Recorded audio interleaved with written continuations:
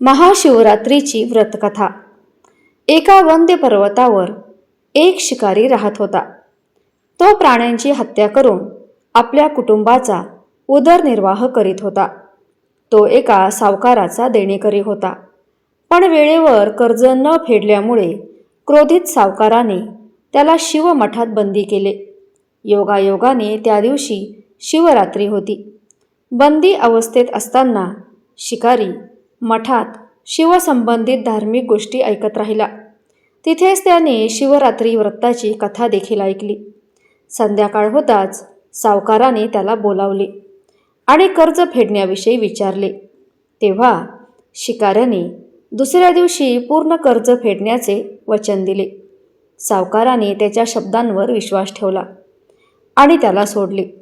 शिकारी जंगलात शिकार करण्यासाठी निघाला, पण दिवसभर बंदीगृहात राहिल्यामुळे तो भुकेने आणि तहानेने व्याकुळ झाला होता।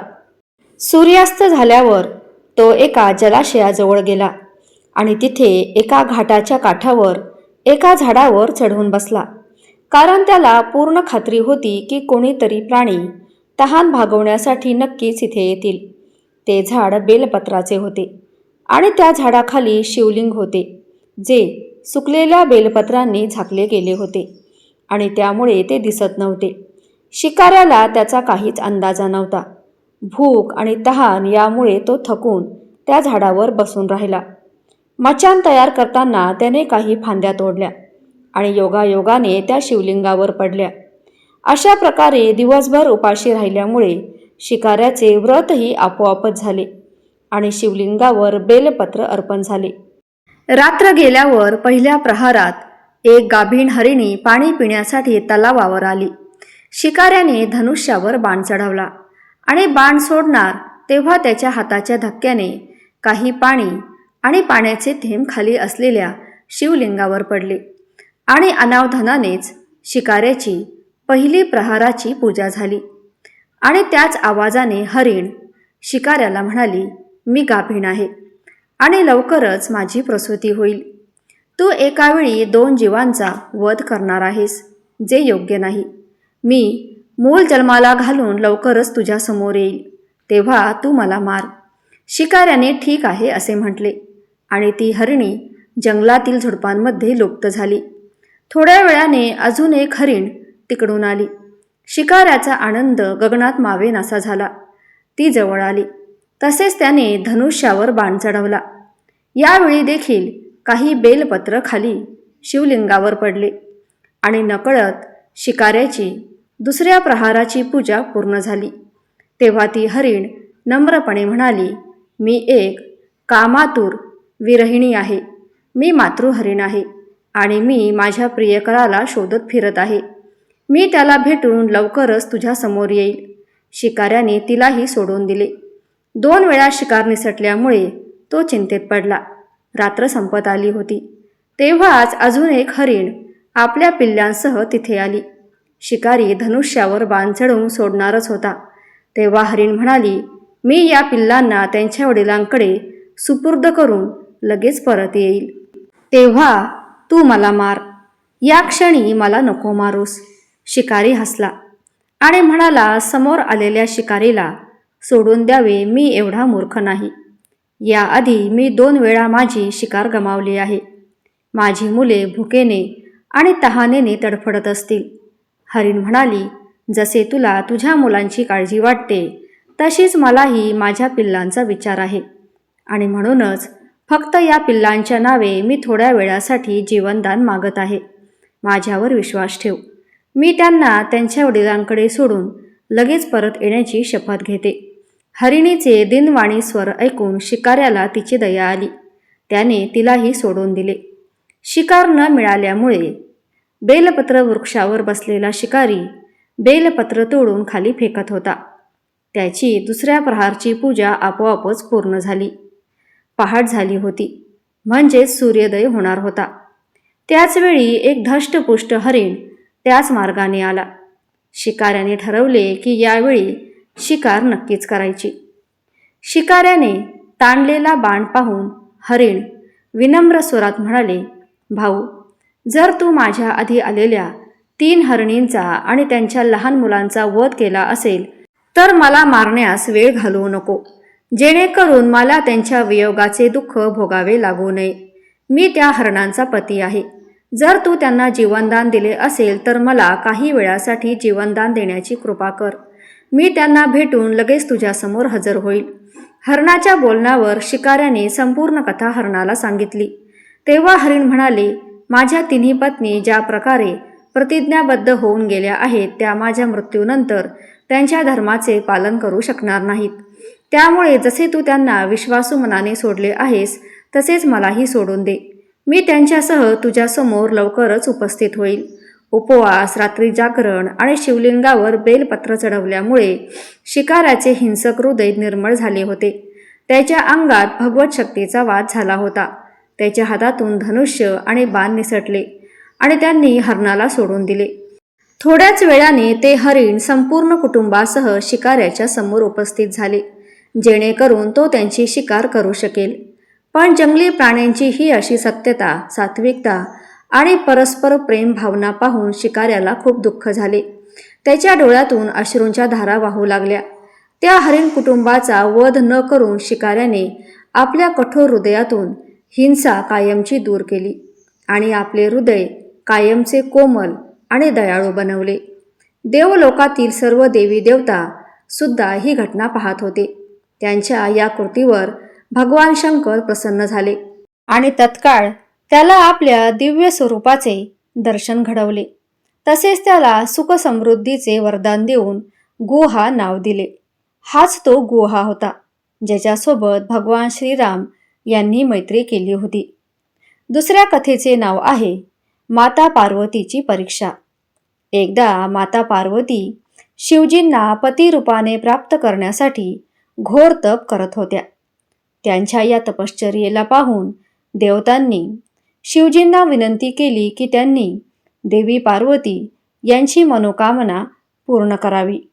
शिवजींनी पार्वतीजींची परीक्षा घेण्यासाठी सप्त ऋषींना पाठवले.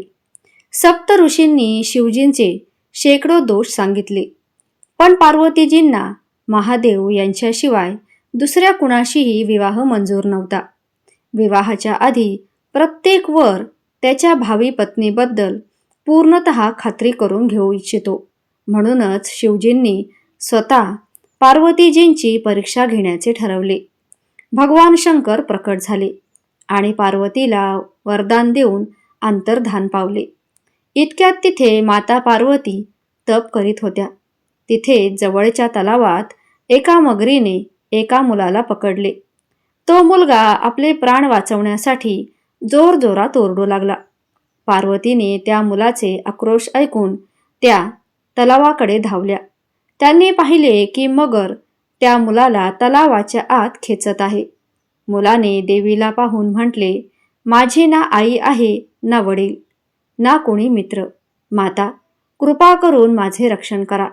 पार्वती मगरीला म्हणाल्या, हे मगरी, या मुलाला सोडून दे. मगर म्हणाली, दिवसाच्या 6व्या प्रहारात जो मला मिळतो त्याला मी माझे आहार मानतो. ब्रह्मदेवांनी या 6व्या प्रहारात या मुलाला पाठवले आहे, मग मी त्याला का सोडू? पार्वतीने विनंती केली, तू याला सोड. या बदल्यात तुला जे हवे असेल ते मी तुला देईन. मगर म्हणाली, मी एका अटीवर मी याला सोडेन. तुम्ही तप करून महादेवजींकडून जे वरदान घेतलं आहे त्या तपाचं फळ मला दिलं तर मी याला सोडेन. पार्वतीजी तत्काळ तयार झाल्या. त्यांनी म्हटले, मी माझ्या तपाचे फळ तुला देण्यास तयार आहे, पण तू या बालकाला सोड. मगरीने समजावले, सावध राहा देवी, उत्साहाने संकल्प करू नका. हजारो वर्ष जसे तुम्ही तप केले आहे तसे तप देवतांसाठीही शक्य नाही. त्या संपूर्ण तपाचं फळ हा मुलगा वाचवण्यासाठी खर्च होईल. पार्वतीजींनी उत्तर दिले, माझा निश्चय ठाम आहे. मी तुला माझ्या तपाचे फळ देते, याला जीवनदान दे. मगरीने पार्वतीला तप दान करण्याचा संकल्प करवला. तप दान होताच मगरीचा देह तेजाने झळाळू लागला. मगर म्हणाली, हे पार्वती, तुझ्या तपाच्या प्रभावाने मी तेजस्वी झाले आहे. तुम्ही तुमच्या संपूर्ण आयुष्यभराची तपश्चर्या एका मुलासाठी वाया घालवली. जर इच्छित असाल तर मी तुम्हाला तुमची चूक सुधारण्यासाठी अजून एक संधी देते. पार्वती म्हणाल्या, हे मगर, तपश्चर्या तर मी पुन्हा करू शकते, पण जर तू या मुलाला गेले असतेस तर त्याचे जीवन पुन्हा मिळू शकले नसते. पाहता पाहता तो मुलगा अदृश्य झाला. मगर ही नाहीशी झाली. पार्वतीजींनी विचार केला, मी तर माझे तप दान करून टाकले आहे. आता पुन्हा तप करण्यास सुरुवात करेन. पार्वतीजींनी पुन्हा तप करण्याचा संकल्प केला. भगवान सदाशिव पुन्हा प्रकट झाले आणि म्हणाले, पार्वती, आता का तप करत आहात? पार्वती म्हणाल्या, प्रभू, मी माझ्या तपाचे फळ दान करून टाकले आहे. तुम्हाला पती रूपाने मिळवण्याच्या संकल्पासाठी मी पुन्हा कठोर तप करून तुम्हाला प्रसन्न करेन. महादेवजींनी उत्तर दिले, मगर आणि मुलगा या दोन्ही रूपात मीच होतो. तुझे मन प्राणी मात्राच्या सुखदुःखात एकरूप आहे की नाही हे पाहण्यासाठी मी ही लीला रचली होती. अनेक रूपात प्रकट होणारा मी एक आहे. मी अनेक शरीरात असलो तरी शरीरापासून वेगळा आहे. तू तुझे तप मला अर्पण केले आहे, म्हणून आता अधिक तप करण्याची गरज नाही. देवीने महादेवांना प्रणाम करून प्रसन्न मनाने निरोप घेतला. तिसऱ्या कथेचे नाव आहे चिमणा, चिमणी आणि वृद्ध म्हातारी. एका शिव मंदिरात एक मोठे झाड होते. त्या झाडावर चिमणा चिमणीचा जोडा राहायचा आणि तो चिमणा चिमणीचा जोडा दोघेही मोठे शिवभक्त होते. मंदिरात जेव्हा आरती आणि पूजन होत असे तेव्हा तो चिमणा चिमणीचा जोडा देखील मंदिरात जाऊन भगवान शिव आणि माता पार्वती यांच्या भक्तीत लीन व्हायचे आणि दिवसभर मंदिरात राहायचे. या मंदिरात ते स्वतःसाठी आणि त्यांच्या पिल्लांसाठी दाणा पाणी गोळा करीत असत. त्या शिव मंदिराच्या जवळच एक वृद्ध माता राहत होती. तिची कोणतीही संतान नव्हती. ती आपल्या घरी एकटीच राहत असे. वृद्ध मातेला पक्ष्यांवर खूप प्रेम होते. त्या आपल्या छतावर दररोज पक्ष्यांसाठी दाणे आणि पाणी ठेवत असत. मंदिरात राहणारा चिमणा चिमणीचा जोडा देखील त्यांच्या छतावर येऊन दाणे पाणी खात असे. अशाच प्रकारे अनेक दिवस निघून गेले. काही दिवसानंतर ती वृद्ध माता आजारी पडली आणि आपल्या घराच्या छतावर दाणा पाणी ठेवण्यास असमर्थ झाली.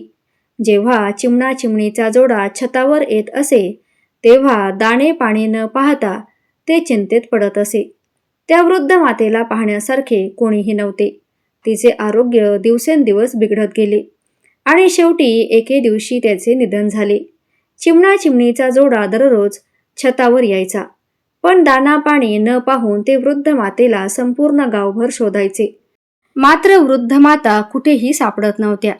तेव्हा मादी चिमणी आपल्या पतीला म्हणाली, आपण वृद्ध मातेच्या घरात जाऊन पाहिले पाहिजे की त्या शेवटी कुठे गेल्या आहेत. जेव्हा चिमणा चिमणीचा जोडा घरात गेला तेव्हा वृद्ध माता तिथेच पडलेल्या होत्या. त्यांच्या शरीरात कोणतीही हालचाल होत नव्हती. नर चिमणा आपल्या पत्नीला म्हणाला, वृद्ध माता आता या जगात नाही. हे पाहून चिमणा चिमणीचा जोडा खूप दुःखी झाला. मग ते दोघेही तिथून निघून गेले. संध्याकाळी शिव मंदिरात जेव्हा आरती सुरू झाली तेव्हा ते दोघेही मंदिरात जाऊन भगवान शिव यांची आराधना करू लागले. त्यांनी दाना पाणी काहीही ग्रहण केले नाही आणि भगवान शिव यांच्या तपश्चर्येत लीन झाले. अशा प्रकारे तपस्या करत करत अनेक महिने निघून गेले. त्यांच्या भक्ती आणि आराधनेमुळे भगवान शिव अत्यंत प्रसन्न झाले आणि चिमणा चिमणी या पक्ष्यांच्या जोडप्याला दर्शन दिले. भगवान शिव म्हणाले, तुम्ही दोघांनी पक्ष्यांच्या योनीत असतानाही फार मोठे तप केले आहे. मी तुमच्या भक्तीने अत्यंत प्रसन्न झालो आहे. मी तुम्हाला वचन देतो की तुम्ही माझ्याकडे जे काही मागाल ते मी तुम्हाला नक्कीच देईन. त्यावर चिमणा चिमणीचा जोडा भगवान भोलेनाथांना म्हणाला, हे प्रभू, या मंदिराजवळ राहणाऱ्या वृद्ध मातेला पुन्हा जिवंत करा. भगवान शिव म्हणाले, हे तर निसर्गाच्या नियमांच्या विरोधात आहे. हे कसे शक्य आहे? तेव्हा चिमणा चिमणीचा जोडा म्हणाला, हे प्रभू, तुम्ही आम्हाला वचन दिले आहे की आम्ही जे काही मागू ते तुम्ही आम्हाला द्याल. यावर भगवान शिव विचारात पडले आणि मग म्हणाले, मी माझ्या वचनामुळे आणि तुमच्या हट्टामुळे विवश झालो आहे. त्यानंतर भगवान शिवांनी वृद्ध मातेला पुन्हा जिवंत केले. वृद्ध मातेने जेव्हा डोळे उघडले तेव्हा समोर भगवान शिव यांना पाहून आनंदाने भरून जाते आणि भगवान शिवांना म्हणतात, हे महादेव, तुमच्या दर्शनाने माझे जन्मोजन्मीचे पाप नष्ट झाले आहे. मी असे कोणते पुण्य केले होते की तुम्ही मला दर्शन दिले आणि पुन्हा जिवंत झाले. तेव्हा भगवान शिव म्हणाले, हे वृद्ध माते, हे सर्व तुझ्या स्वतःच्या कारणामुळे नाही झाले. ज्या चिमणा चिमणीच्या जोडप्याला तू दररोज दाणा पाणी घालायचीस त्यांच्याच कारणामुळे हे शक्य झाले आहे. त्यांनी दिवसरात्र कठोर तपश्चर्या केली आहे, ज्यामुळे मी प्रसन्न होऊन तुला जीवनदान दिले आहे. आणि असे म्हणून भगवान शिव अंतर्धान पावले. वृद्ध माता पुन्हा दररोज आपल्या छतावर पक्ष्यांसाठी दाना पाणी ठेवू लागल्या आणि चिमणा चिमणीचा जोडा पुन्हा आनंदाने तिथे येऊ लागल्या. वृद्ध माता त्या चिमणा चिमणीच्या जोडप्याला म्हणाल्या, तुम्ही दोघांनी माझ्यावर फार मोठे उपकार केले आहेत, त्यामुळे मी इच्छिते की तुम्ही दोघेही माझ्या घरीच राहा. मग चिमणा चिमणीचा जोडा वृद्ध मातेसोबतच तिच्या घरी राहू लागला. हळूहळू चिमणा चिमणीचा जोडा आणि वृद्ध मातेसंबंधित संपूर्ण गावात प्रसिद्धी पसरली. जे कोणी त्या चिमणा चिमणीच्या जोडप्याचे आणि वृद्ध मातेचे दर्शन घेत असे त्यांची सर्व मनोकामना भगवान शिव आणि माता पार्वती यांच्या कृपेने पूर्ण होत असे आणि त्यांना सर्व रोगांपासून मुक्ती मिळत असे. भारतातील गुजरातमध्ये आजही वृद्ध माता आणि चिमणा चिमणी पक्षाचे मंदिर आहे. महाशिवरात्रीच्या चौथ्या कथेचे नाव आहे गरीब ब्राह्मण. एका गावात भगवान शिवाचे परमभक्त एक गरीब ब्राह्मण राहत होता.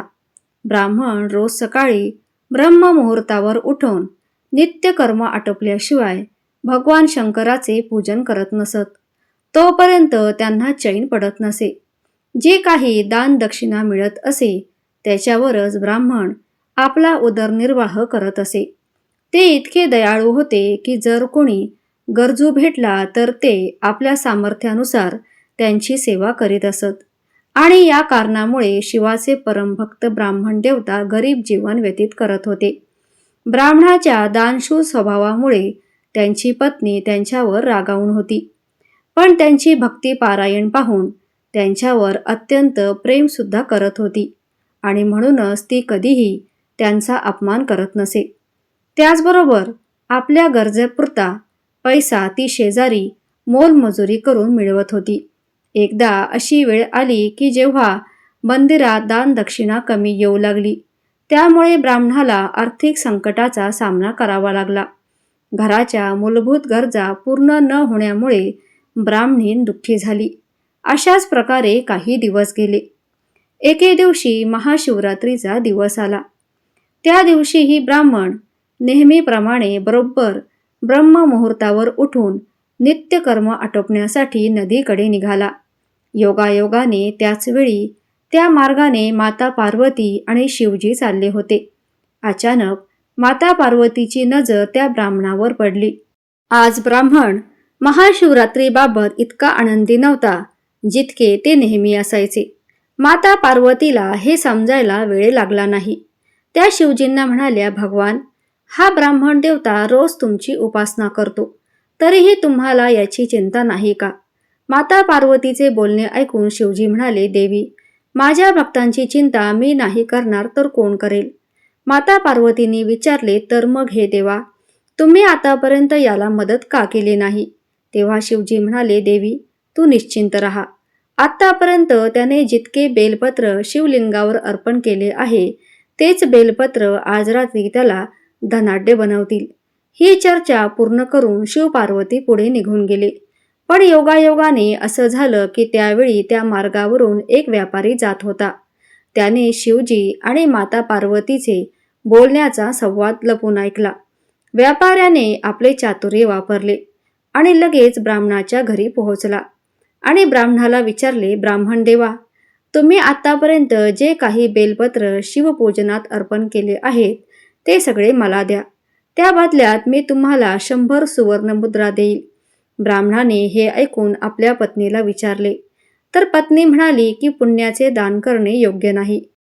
पण जर तुमचे मन होईल तर देऊ शकता. आपल्याला पैशांची गरज आहे, त्यामुळे तुम्ही देऊ शकता. ब्राह्मणाने सर्व बेलपत्र गोणीत भरून व्यापाऱ्याला दिले. व्यापारी बेलपत्र शिवलिंगावर अर्पण करून पाहू लागला की कधी शिवजी कृपा करणार आणि कधी धनाढ्य होणार. प्रतीक्षा करत करत अर्धी रात्र झाली. व्यापारी चमत्कार पाहण्यासाठी अतिशय उत्सुक झाला. शेवटी तिसरा प्रहर ओलांडल्यानंतर व्यापाऱ्याचा संयम सुटला आणि क्रोधित होऊन त्यांनी शिवलिंगाला हलवायला सुरुवात केली.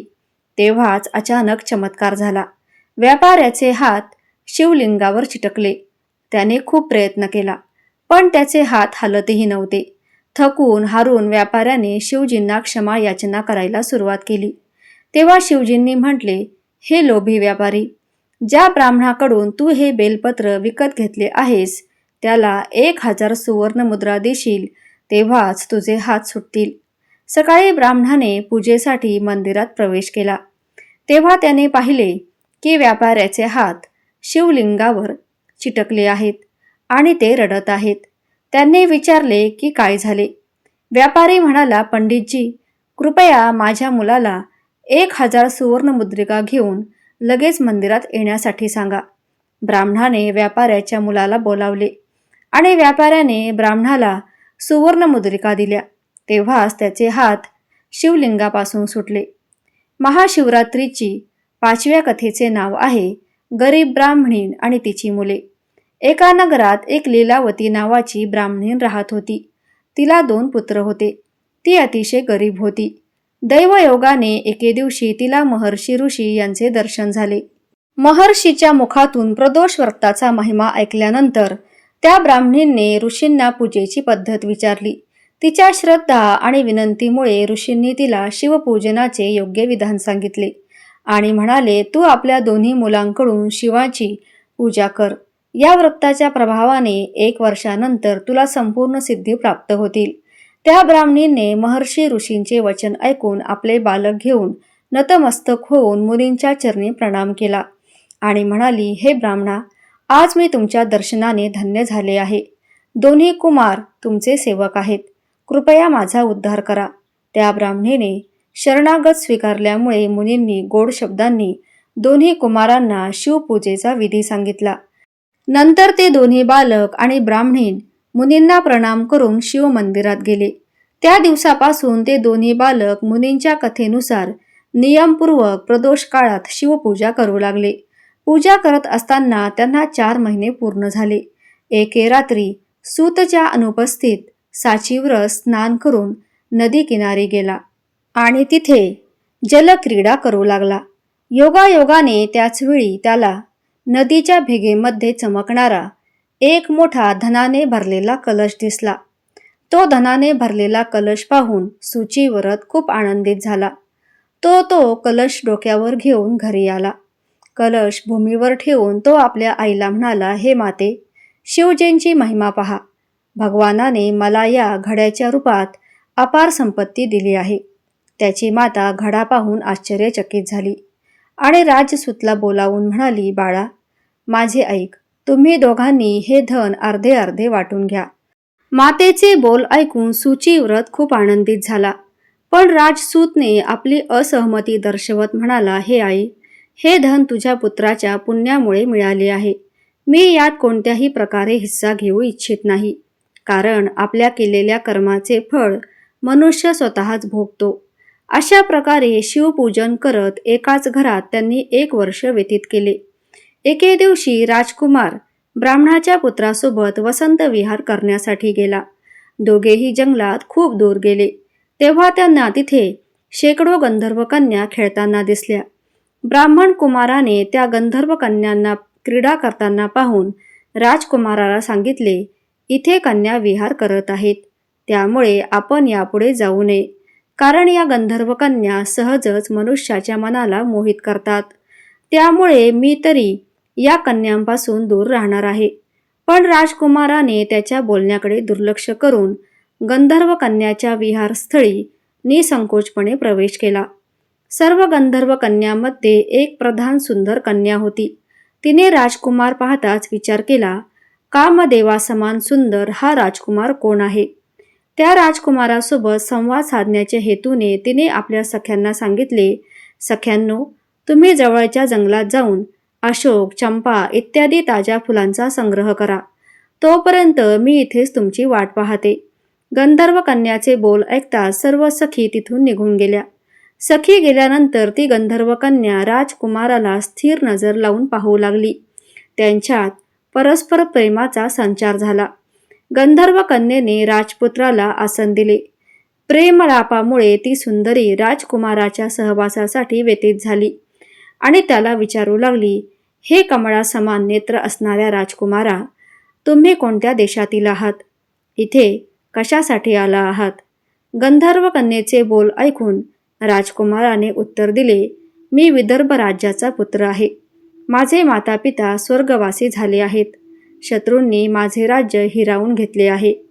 हे ऐकून गंधर्व कन्येने विवाहासाठी राजकुमाराला आपल्या पित्याशी भेटण्यासाठी दुसऱ्या दिवशी येण्यास सांगितले. दुसऱ्या दिवशी गंधर्व कन्येच्या सांगण्यावरून राजकुमार सूचिव्रतासोबत त्या वनात गेला. तिथे पोहोचल्यावर त्यांनी पाहिले की गंधर्वराज आपली कन्या अंशुमतीसह उपस्थित होते आणि त्यांची वाट पाहत होते. गंधर्व राजाने त्या दोन्ही कुमारांचे स्वागत केले, त्यांना सुंदर आसन दिले आणि राजकुमाराला सांगितले, मी परवाच कैलासपुरीला गेलो होतो. तिथे भगवान शंकर पार्वतीसह विराजमान होत्या. त्यांनी मला जवळ बोलावून सांगितले की पृथ्वीवर धर्मगुप्त नावाचा राजकुमार भटकत आहे. शत्रूंनी त्याचा वंश नष्ट केला आहे. तो कुमार नेहमी भक्तिपूर्वक माझी सेवा करतो, म्हणून त्याला मदत कर. त्याला त्याच्या शत्रूवर विजय मिळवून दे. म्हणून मी भगवान शंकराच्या आज्ञेने माझी कन्या अंशुमती तुला समर्पित करीत आहे. मी तुझ्या शत्रूंनी जप्त केलेले राज्य पुन्हा तुझ्या ताब्यात देईल. तू या कन्येसह 10,000 वर्ष सुखाने राज्य करशील आणि शिवलोकावर गेल्यानंतरही माझी कन्या या शरीराने तुझ्यासोबतच असेल. हे सांगून गंधर्व राजाने आपल्या कन्येचा विवाह राजकुमारासोबत लावून दिला. हुंड्यामध्ये अनेक दास दासी तसेच शत्रूवर विजय मिळवण्यासाठी गंधर्वाची चतुरंगी सेनाही दिली. राजकुमाराने गंधर्वाची मदत घेऊन शत्रूंना नष्ट केले आणि आपल्या नगरात प्रवेश केला. मंत्र्यांनी राजकुमाराला सिंहासनावर बसून त्याचा राज्याभिषेक केला. आता राजकुमाराने राज्य सुख उपभोगायला सुरुवात केली. ज्या दरिद्री ब्राह्मणींनी त्याचे पालन पोषण केले होते तिला राजमातेच्या पदावर प्रतिष्ठित करण्यात आले आणि सूचिव्रत त्याचा लहान भाऊ बनला.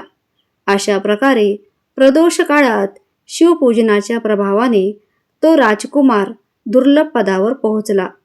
जो मनुष्य प्रदोष काळात किंवा नित्य ही कथा ऐकतो तो नक्की सर्व दुःखापासून दूर राहतो. तर आज आपण महाशिवरात्रीच्या 5 अतिशय सुंदर अशा कथा ऐकल्या. तर ह्या कथा आवडल्या असतील तर एक लाईक नक्की करा. आपल्या चॅनलला सबस्क्राईब करा आणि कमेंटमध्ये ओम नमः शिवाय लिहा. तसेच ह्या 5 कथांमधील कोणती कथा तुमच्या मनाला सर्वात जास्त भावली तेही कमेंट करून नक्की सांगा. त्याचबरोबर तुम्हा सर्वांना महाशिवरात्रीच्या मंगलमय शुभेच्छा. धन्यवाद.